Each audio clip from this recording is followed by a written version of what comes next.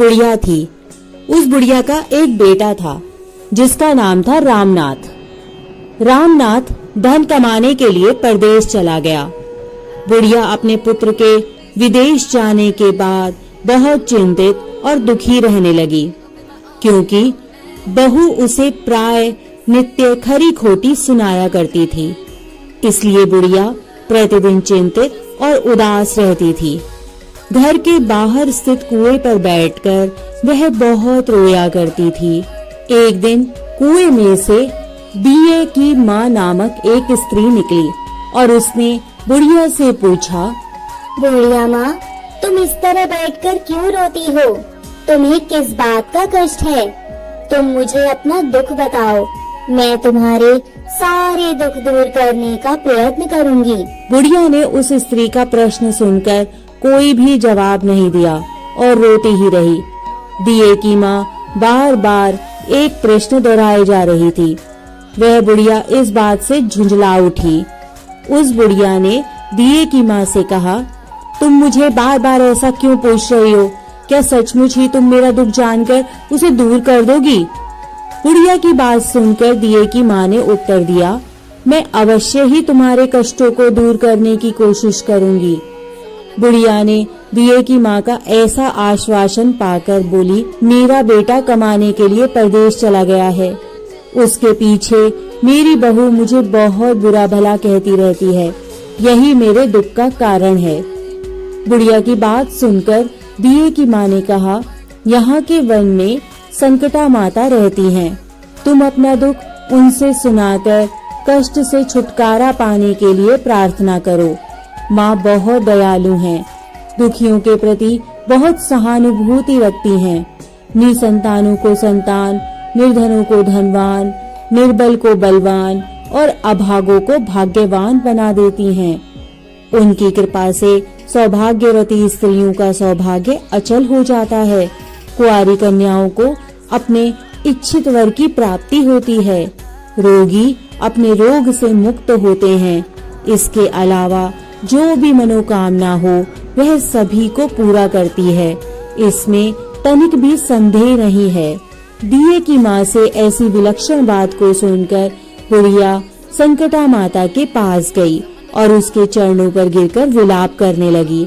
संकटा माता ने बड़े ही दयालु होकर बुढ़िया से पूछा, बुढ़िया, तुम किस कारण इतने दुख से बार बार रोती रहती हो? बुढ़िया माई ने कहा, हे माता, आप तो सब कुछ जानती हो, आपसे तो कुछ भी छुपा नहीं है। आप मेरे दुख को दूर करने का आश्वासन दें तो मैं अपनी दुखद गाथा आपको सुनाऊं। बुढ़िया की बात सुनकर संकटा माता ने कहा, मुझे पहले अपना दुख बताओ। संकटा माता के ऐसा कहने पर बुढ़िया बोली, हे माता, मेरा लड़का परदेश चला गया है।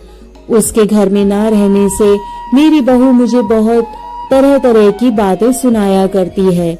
उसकी बातें मुझसे सहन नहीं होती। इसी कारण परेशान होकर मैं बार बार रोया करती हूँ। बुढ़िया की इस दर्द भरी कथा को सुनकर संकटा माता ने कहा, तुम घर जाकर मेरे लिए मन्नत मांगकर मेरी पूजा करो। इससे तुम्हारा लड़का सकुशल घर वापस आ जाएगा। मेरी पूजा के दिन सुहागन स्त्रियों को आमंत्रित करके उन्हें भोजन कराना। ऐसा करने से तुम्हारा लड़का अवश्य ही तुम्हारे पास आ जाएगा। संकटा माता के कहे अनुसार उस बुढ़िया ने मनौती मांगकर पूजा की और सुहागिन स्त्रियों को भोजन करने के लिए आमंत्रित किया। परंतु विचित्र बात यह हुई, जब बुढ़िया ने स्त्रियों के लिए लड्डू बनाने शुरू किए तो उससे 7 की जगह 8 लड्डू बन गए। इस बात से बुढ़िया बहुत ही असमंजस में पड़ गई। ऐसा होने का क्या कारण है? कहीं मुझसे गिनती में तो कोई गलती नहीं हो रही, अथवा अपने आप 8 लड्डू बन जाने का क्या कोई अन्य कारण है? उसी समय संकटा माता एक वृद्ध स्त्री के रूप में बुढ़िया के सामने प्रकट हुई और बुढ़िया से कहा, क्यों बुढ़िया, आज तुम्हारे यहाँ कोई उत्सव है क्या? यह सुनकर बुढ़िया बोली, आज मैंने संकटा माता की पूजा की है और सुहागिन स्त्रियों को भोजन के लिए आमंत्रित किया है। किंतु देखो ना, जब गिनकर 7 लड्डू बनाती हूँ तो वे लड्डू अपने आप ही 8 बन जाते हैं। मैं इस बात से चिंता में पड़ गई हूँ। बुढ़िया की बात सुनकर संकटा माता ने कहा, क्या तुमने किसी बुढ़िया को भी आमंत्रित किया है? बुढ़िया कहने लगी, नहीं, मैंने तो ऐसा नहीं किया, परंतु तुम कौन हो? संकटा माता ने कहा, मुझे ही आमंत्रित कर लो। ऐसा सुनकर बुढ़िया ने उस बुढ़िया रूपीधारी संकटा माता को भोजन के लिए आमंत्रित कर लिया। उसके बाद बुढ़िया के घर पर सभी आमंत्रित सुहागिनें आ पहुंची और बुढ़िया ने सबको लड्डू और अन्य मिठाई आदि का भोजन कराया। इससे संकटा माता उस बुढ़िया पर बहुत प्रसन्न हुई और माता की कृपा से उस बुढ़िया के बेटे के मन में अपनी माता और पत्नी से मिलने की इच्छा उत्पन्न हुई और वह अपने घर के लिए चल दिया। कुछ दिन बीतने के बाद वह बुढ़िया संकटा माता की पूजा कर सुहागिनों को भोजन करा रही थी कि किसी ने उसके लड़के के आने की सूचना दी, लेकिन बुढ़िया अपने काम में लगी रही। उसने कहा, लड़के को बैठने दो, मैं सुहागिनों को जिमाकर अभी आती हूँ। लड़के की बहू ने पति के आने का समाचार सुना तो उसी क्षण पति के स्वागत के लिए तुरंत घर की ओर चल दी।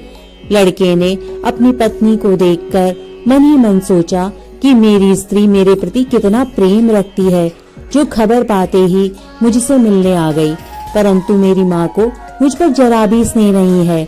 मेरे आने की खबर पाकर भी मेरी माँ मुझसे मिलने नहीं आई।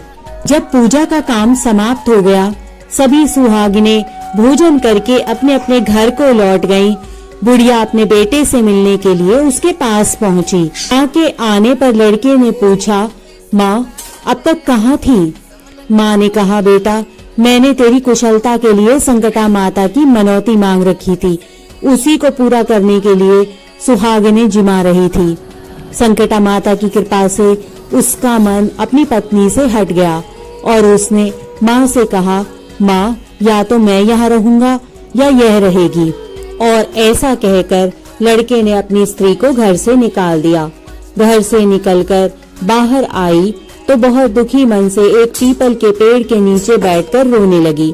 एक राजा उधर से जा रहा था। उसे रोता देखकर राजा रुका और पूछा, तुम क्यों रो रही हो? तब उसने अपनी सारी व्यथा राजा को सुनाई। राजा ने कहा, आज से तुम मेरी धर्म बहन हो, इसलिए रो मत, मैं तुम्हारे सभी कष्टों को दूर करने का प्रयास करूंगा। यह कहकर राजा उस स्त्री को अपने महल में ले गया। महल जाकर राजा ने रानी को सारी कथा बताई और रानी को कहा, देखो आज से ये मेरी धर्म बहन है, इसी महल में रहेगी और इसको किसी प्रकार का कष्ट नहीं होना चाहिए। राजा के यहाँ पहुंचकर कुछ दिन बाद धर्म से प्रेरित होकर रामनाथ की स्त्री ने भी संकटा माता का व्रत आरंभ कर दिया और संकटा माता के निमित्त सुहागिनों को भोजन कराने के लिए आमंत्रित किया। उसने रानी को भी आमंत्रित किया और जब सभी सुहागिनें लड्डू खाने लगी तो रानी ने कहा, मुझे तो रबड़ी, मलाई और स्वादिष्ट मिष्ठान ही हजम होते हैं, यह पत्थर समान लड्डू कैसे हजम होंगे? ऐसी अवहेलनापूर्ण बातें कहकर रानी ने लड्डू खाने से मना कर दिया। कुछ समय बाद संकटा माता की कृपा से रामनाथ अपनी पत्नी को खोजते हुए राजा के महल में आया। वहां आकर अपनी पत्नी को संकटा माता की पूजा करते हुए देखा तो संकटा माता को हाथ जोड़कर प्रणाम किया और पत्नी से कहा, प्रिय मेरे अपराधों को क्षमा करो। पत्नी ने कहा, नाथ यह सब प्रारब्ध से ही होता है, इसमें आपका कोई दोष नहीं है, आप मेरे ईश्वर रूप हो, आप ही मुझे क्षमा करें। और ऐसा कहकर दोनों ने विधि पूर्वक संकटा माता व्रत की कथा सुनी, संकटा माता की पूजा की और सुहागिनों को जिमाकर दोनों पति पत्नी अपने घर के लिए प्रस्थान कर गए। जाते समय रामनाथ की स्त्री ने राजा रानी से कहा, तब मुझ पर दुख पड़ा तो आप लोगों ने धर्म बहन बनाकर मुझे आश्रय दिया था। यदि आपको किसी भी तरह की सहायता की जरूरत हो तो मेरी कुटिया में निसंकोच चले आना। ऐसा कहकर दोनों पति पत्नी अपने घर चले आए। संकटा माता के प्रसाद का निरादर करने के कारण रानी पर भारी संकट आ पड़ा। रामनाथ की बहू के जाते ही उनका राजपाट नष्ट हो गया। ऐसी विपत्ति में पड़कर रानी ने राजा से कहा, मालूम वह तुम्हारी धर्म बहन कैसी थी? उसके यहाँ से जाते ही सब कुछ नष्ट हो गया। रानी ने राजा से कहा कि जाते समय वह कह गई थी कि यदि तुम पर कोई भी कष्ट पड़े तो तुम मेरे पास चले आना, इसलिए हम लोगों को उसके यहाँ ही चलना चाहिए। ऐसा विचार कर राजा रानी दोनों ही अपनी धर्म बहन के घर गए।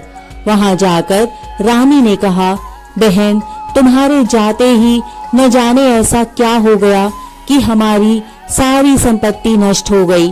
हम बहुत परेशानी में पड़ गए हैं। रानी की बात सुनकर रामनाथ की स्त्री ने कहा, बहन, मैं तो कुछ नहीं जानती, मेरी तो सब करता धरता संकटा माता ही है, इसके अतिरिक्त कोई दूसरा नहीं। इसलिए मेरी राय में तुम संकटा माता से अपनी भूलों के लिए क्षमा याचना करो। उन्हीं की मान मनौती से तुम्हारा काम बन जाएगा। तुम्हारे सारे बिगड़े काम अपने आप सुधर जाएंगे। रामनाथ की स्त्री की बातें सुनकर रानी ने श्रद्धा भक्ति से संकटा माता का व्रत किया और सुहागिनों को जिमाकर अनजाने में हुई अपनी सब भूलों के लिए संकटा माता से बार बार क्षमा मांगी। रानी के ऐसा करते ही संकटा माता प्रसन्न हो गई और रात में रानी को स्वप्न में आकर कहा कि तुम दोनों पति पत्नी अपने महल को चले जाओ, वहां जाकर मेरी पूजा करना और मेरे निमित्त सुहागिनों को जिमाना। ऐसा करने से तुम्हारा गया हुआ राजपाट तुम्हें दोबारा वापस मिल जाएगा। सुबह होते ही रानी ने अपने स्वप्न की बात राजा को बताई। रानी की बात सुनते ही राजा उसी क्षण रानी को साथ लेकर अपने महल की ओर चल दिया। महल में आने के बाद राजा रानी ने संकटा माता के कहे अनुसार पूर्ण भक्ति भाव से माता संकटा की पूजा की और सुहागिनों को भोजन कराया। ऐसा करने से उनका बिगड़ा हुआ सारा समय सुधर गया और सारा राजपाट उन्हें वापस मिल गया और वे पहले ही की तरह अपने राज्य को भोगने लगे। बोलो संकटा माता की जय।